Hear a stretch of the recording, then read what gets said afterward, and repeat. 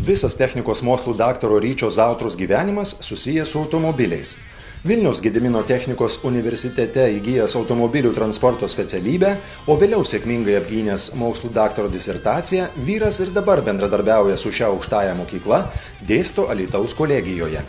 Idėją imtis savo verslo jis puoselėjo ne vienerius metus, o kai pasiryžo, Alytuje atsirado naujas autoservisas. Idėja tai gimė, taip galima ir sakyti, prieš 10 metų, kada buvo pirmiausia įsigyta būtent šioje vietoje Alytaus strateginėje gražioje vietoje šis sklypas ir nuo to sklypo ir po truputį, sakykime, gimė pats ir autoservisas. Pasak pono Ryčio, jo tikslas iš pat pradžių buvo sukurti tokio lygio įmonę, kurie atitiktų pačius aukščiausius standartus ir galėtų tapti ypatingą kokybę garsėjančio pasaulinio tinklo dalimi. Todėl akimirka, kai duris pravėrė pirmasis klientas, atėjo negreit. Mažoji bendrija Autorėjas gimė prieš 2 metus, tai vasario 5 dieną mes minėsime 2 metų sukaktį. Pirmi metai dirbome su vadybos klausimais ir išvilimo, kadangi norėjome tapti Bosch automobilių serviso vienu iš narių, taigi ta koncepcija apibrėžia labai daug sferų, kurias mes turėjom įvykdyti. Maždaug po metų jis kreipėsi į verslumo skatinimo fondą ir jaunai įmoniai buvo skirta 25 000 eurų paskola verslui vystyti. Labai norėčiau padėkoti Prienų taupos valdytojui, personalui, kad paskolą paimti galėjome mes labai operatyviai tą dalyką įforminti, tai mums buvo labai aktualu. Vyko šios paskolos dėka mes dalį dengiamės būtent naujos įrangos pirkimams. Taip pat pasinaudoję šią paskolą galėjome pasinaudoti subsidiją darbo vietų steigimui, kas irgi jaunai įmoniai be abejo yra aktualu.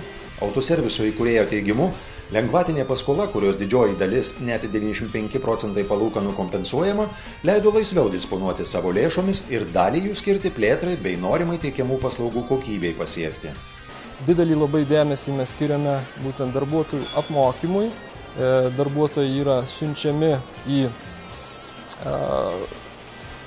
organizuojamas Bosch automobilių serviso kursus, kuriuose įgauna būtinų kompetencijų. Taip pat didelį dėmesį skiriame ir komforto sąlygomis, tai yra darbo sąlygomis. Šiuo metu Autorėjoje dirba jau 10 žmonių, o ateityje čia atsiras dar daugiau darbo vietų.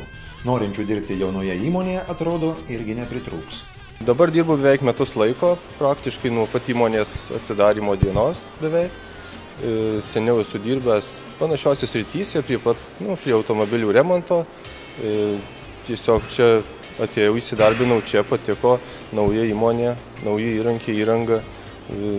Viskas šaunu, tiesiog smagu dirbti ir darbų kokybė šiaip kiek atsiliepia gera, viskas stengiamės. Įmonė naudojasi ir konsultantų jaunoms įmonėms ir pradedantiems verslininkams teikiamomis paslaugomis, o būsimų specialistų jis tikisi užsiauginti pats. Jau dabar į Ryčio vadovaujamą autoservisą atlikti praktikos kviečiami Alytaus kolegijos ir Alytaus profesinio rengimo centro moksleiviai. Visą tai sudėjus nestebina, kad jis tiki įmonės sėkme. Mes siekiame, kad mūsų autoservisas išlaikytų Bosch automobilių serviso koncepciją, vokiška kokybė visiems už prieinamą kainą. Jūs pamatysite, kad mes dar tikrai paaugę ir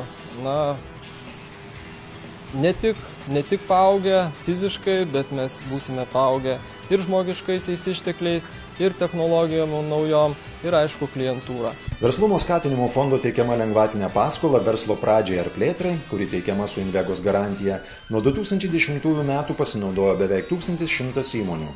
Jose sukurta daugiau negu 1700 naujų darbo vietų. Iš viso pradedantiems verslininkams iš Europos socialinės plėtros fondo jau suteikta lengvatinių paskolų daugiau kaip už 52 milijonus litų. Iš jų kiek daugiau negu trečdalis jaunuoliams iki 29 metų.